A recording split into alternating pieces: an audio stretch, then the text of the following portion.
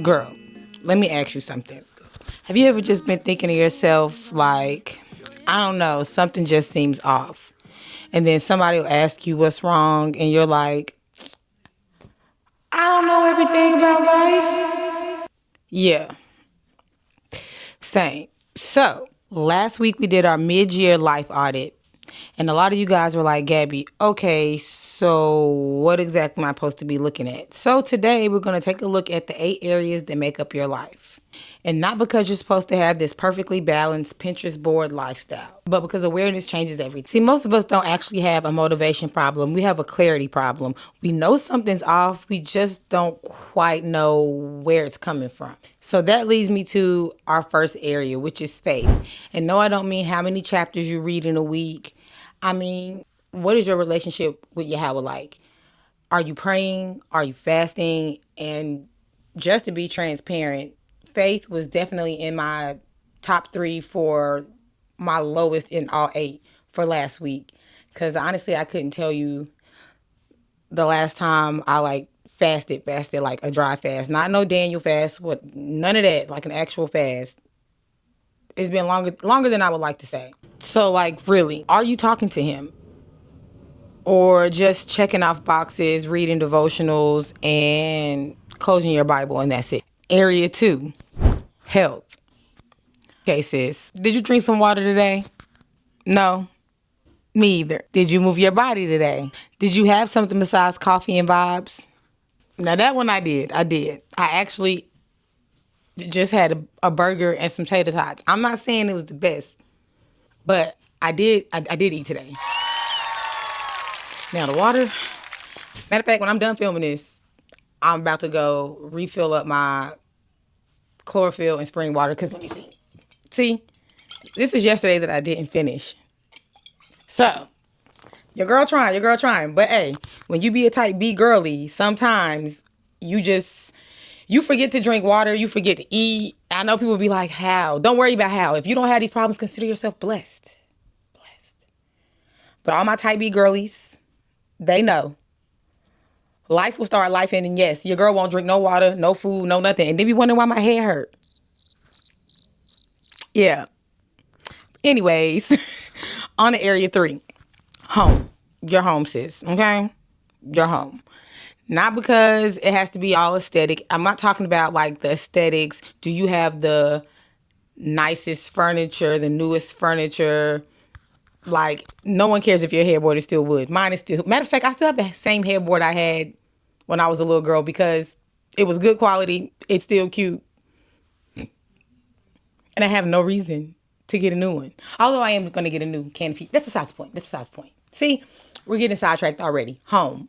Okay? Okay, yeah, your home. It doesn't have to be aesthetic. That's not the point. We're not talking about the aesthetics, not, the nicest furniture, the newest things. Do you got the little black light, glow light, LED trim around the TV? Not important.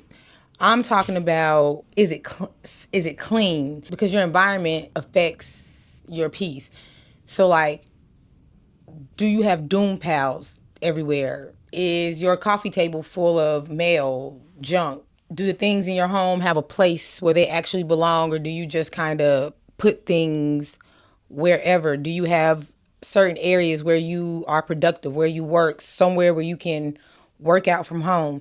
These kinds of things. Sometimes it doesn't have to be that deep. Just simply cleaning a small corner or a small area in your house can make a really big difference. Now, area 4, finances. Now listen, I ain't judging. We're not here to judge, okay? We're just taking a look. We're going to see what's in there, take a little peek. Like, do you know where your money's going? Do you know what you're spending every month? Because I can guarantee you Amazon knows. Amazon tracking them coins. Are you tracking them coins?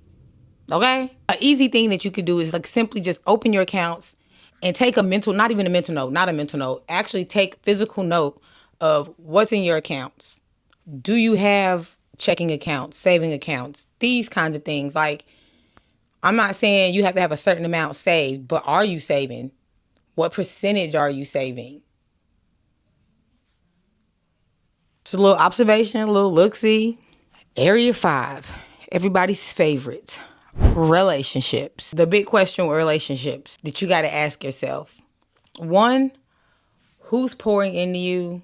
2, who and what's draining you? And are you actually being the friend that you want? Like, do you have all these standards and demands for other people that we call, boundaries? And can you reciprocate those same wants and needs and desires? Because we can't ask for a friend or a husband or a business partner or anything that we can't actually meet. Because the key is to be equally yoked. Amen. Amen. So take inventory. And if you got some people on the list that not pulling their weight, not trying to pull their weight, comfortable where they are, cut them. It's hard. It can be difficult, but it's a matter of peace and purpose or being comfortable, which takes me to area 6, purpose. Not purpose in the whole figuring everything out. Like, I'm not saying you have to have your life figured out, because girl, none of us have it figured out. I don't have it figured out. We're not supposed to have it figured out. But are you moving towards the woman that you keep dreaming of? Are you putting in the effort, doing the small things daily that's going to create the habits that's going to push you towards that Proverbs 31 woman? In area 7, personal growth. Questions to ask yourself. What are you learning? What are you reading? What's stretching you? Because these are all the things that are going to come out in your conversation, in the way you think, in the way you act, and the people you surround yourself with. So, growth doesn't always look exciting. Sometimes growth looks like finally folding the laundry, actually learning how to make that recipe, planting those herbs, learning that new language, whatever it might be. But what are you doing in your regular, everyday, daily life to grow as a person? Last one, and honestly, the one I think most millennials struggle with the most: rest, joy, and having some fun. Like, girl, what you be doing? And I don't mean your side hustle or that thing you kind of like to do that you're good at, but you can make a little money. I mean something that you genuinely do just for yourself, not because it can be content, none of that. You simply enjoy doing it. And it could be doing your nails, DIY, hair, makeup. For me, it's crocheting. I still like to color. That's my jam. Now, here's the thing.